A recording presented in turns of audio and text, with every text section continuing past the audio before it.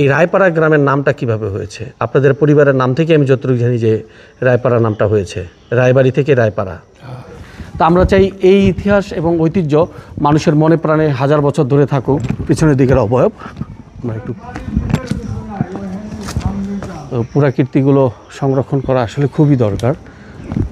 হলো মগ এগো আমলে করা মগ ব্রিটিশের আগে যে মগ ছিল না, সেই মগ এগো আমলে করা। ওরা করতো ওই আইসা বাড়িতে ঢুকে ওই লুটপাট করতো, এই জন্য ওই দরজা ছোটো করছে এবং চাপা করছে, যাতে ঢুকতে গেলে পর ভিতরে ঢুকতে গেলে পর যাতে ওরা ওদের মারতে পারে। স্কুলের প্রতিষ্ঠাতা কয়জন? তিনজন। নাম কি ওনাদের? ব্রহ্মাণ্ডেশ্বর রায়, তরুণেশ্বর রায়, কেদারেশ্বর রায়। এখানে কত একর জমি দিয়েছিলেন স্কুলের জন্য? স্কুলে তখন 5 একরের মতো। এই যে এইটাও কি জমিদারি বাড়ির অংশ ছিল?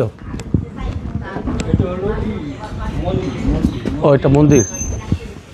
অনেক ধন্যবাদ, আপনি কষ্ট করে আমাদেরকে অনেক কিছু জানালেন। অনেক ধন্যবাদ। জি, আপনি ভালো থাকবেন।